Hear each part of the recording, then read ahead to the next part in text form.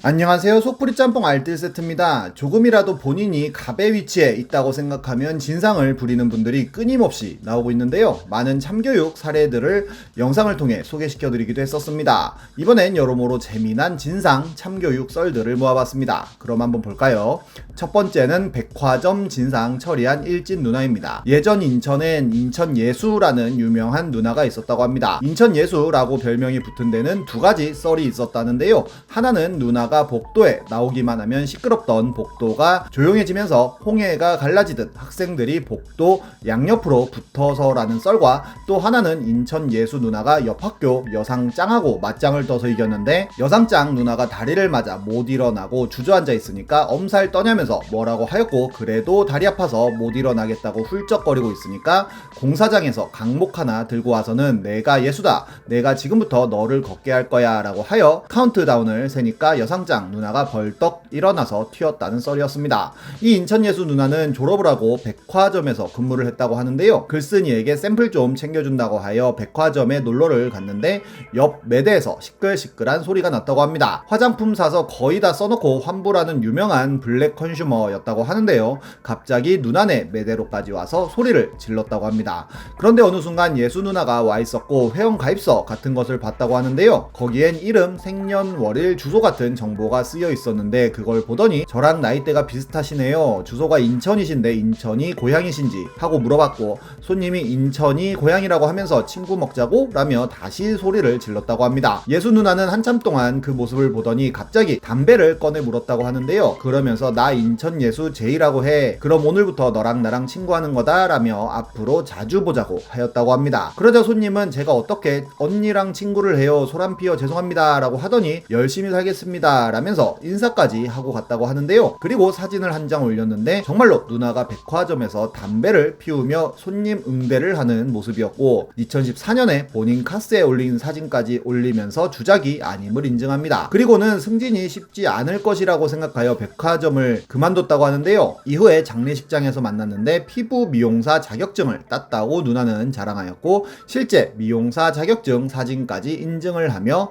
마무리 짓습니다. 다음은 고양이 카페 진상 사건입니다. 2018년 7월 한 맘카페에는 아이들 싫어하고 눈치 주는 카페라는 글이 올라옵니다. 남편이 일해서 두 아이를 혼자서 보는 날이라며 독박 육아라면서 글이 시작되는데요. 아이들 데리고 인크레더블 2도 보고 맛있는 점심 먹고 고양이 카페에 갔다고 합니다. 그런데 아이들 입장료까지 받아놓고 처음부터 카페에선 엄청 눈치를 줬다고 하는데요. 보통 애견 카페나 고양이 카페 같은 데 가면 이런 식으로 키즈 카페가 아니라며 고양이나 강아지를 위해 들어 올리거나 소리를 지르지 말라는 문구가 쓰여 있는데, 둘째가 32개월이라 첫째 딸보다 개구진 편이지만 고양이를 괴롭히거나 하진 않았다고 씁니다. 그저 고양이가 좋아서 우아하고 소리 지르고 좋아서 펄쩍펄쩍 뛴 것이 전부라고 하는데요. 본인도 남에게 피해주는 것을 싫어해서 고양이한테 피해되는 행동들은 바로바로 제지를 했다고 합니다. 그런데 아이가 낚싯대 모양의 고양이 장난감 들고 다니니까 카페 주인이 확 뺏어갔다고 하는데요. 다른 손님들은 다 흔들고 다니던데 아이 것만 뺏어갔다며 너무 눈치가 보여 시킨 음료도 거의 다 남기고 나왔다고 합니다. 그러면서 순간 욱해서 왜 그렇게 눈치를 주냐고 따졌다고 하는데요. 서로 언성이 높아지다가 다른 손님들이 눈치 줘서 대충 나왔다는 글이었습니다. 그러자 많은 어머니들이 거긴 안 가야겠다고 하며 어디냐고 물어보자 어딘지 말하면 안 된다고 하지만 경대에 있는 거기인가요? 라고 물어보니 거기밖에 없다며 어디인지 은근하게 밝히기도 하는데요. 그렇게 맘카페에서의 여론이 안 좋아지고 SNS에도 해당 글이 퍼져나가자 카페 사장님은 해당 어머니에게 카톡을 통해 연락을 합니다. 기분 나빴던 것에 대해 사과를 드린다면서 CCTV를 보시면서 이야기를 나눌 수 있냐고 물어보지만 어머니는 그냥 바로 얘기하라고 하여 전반적으로 올린 글의 거의 모든 내용이 거짓이거나 과장이 너무 심하니 정식으로 거짓과 과장에 대해 사과문을 올려달라고 요청하는데요.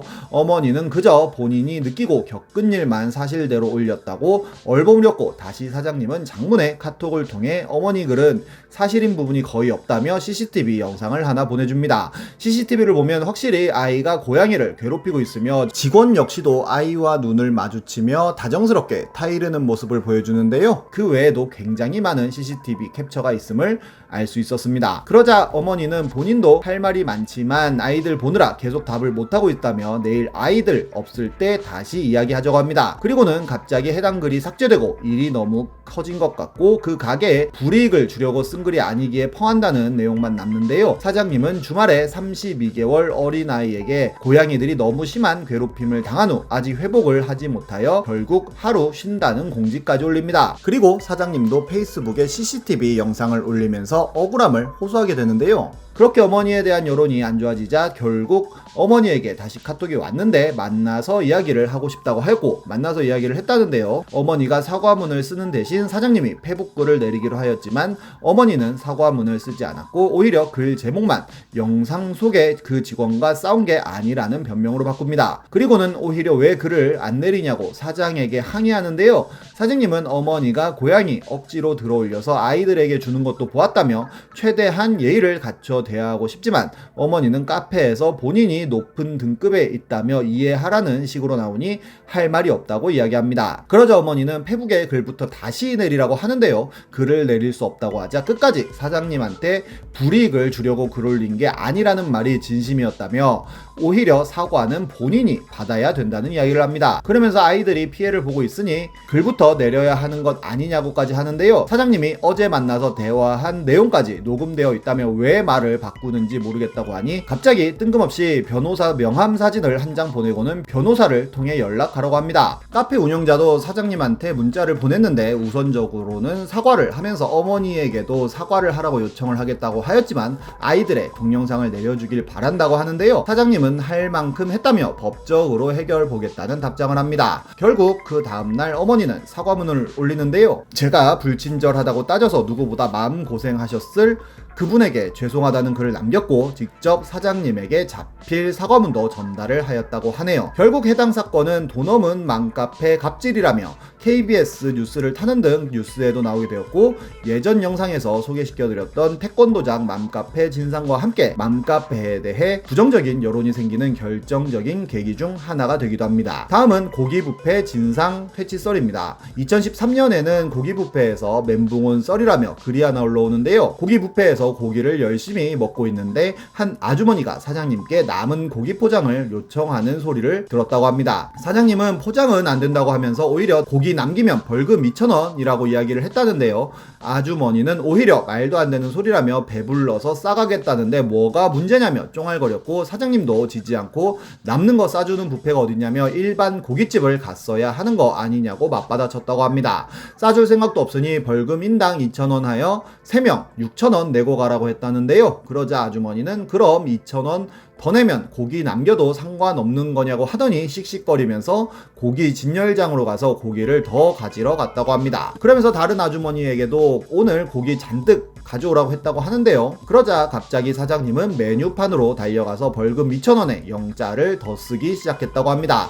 그러자 아주머니는 이런 곳은 망해봐야 정신 차린다며 주변의 이야기에 망하게 한다며 욕을 하기 시작했다고 하는데요. 사장님은 마음대로 해라. 내가 돈이 없어서 식당 하는 줄 아냐.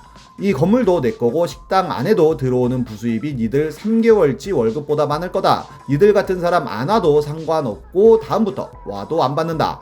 니들은 그냥 손님이 아닌 손놈이라고 하며 뷔페에서 포장이나 해달라는 인간들이 진상짓이냐며 조용히 계산하고 갈래? 아니면 경찰 부를까? 라고 사자후를 뿜어냈다고 합니다. 결국 아주머니는 함께 온 아주머니들과 함께 계산하고 나갔다고 하네요. 정말 세상은 넓고 진상은 많은 것 같습니다. 언제 진상 만날지 모르니 항상 마음의 준비를 해야겠네요. 지금까지 속풀이 짬뽕 알뜰 세트였습니다.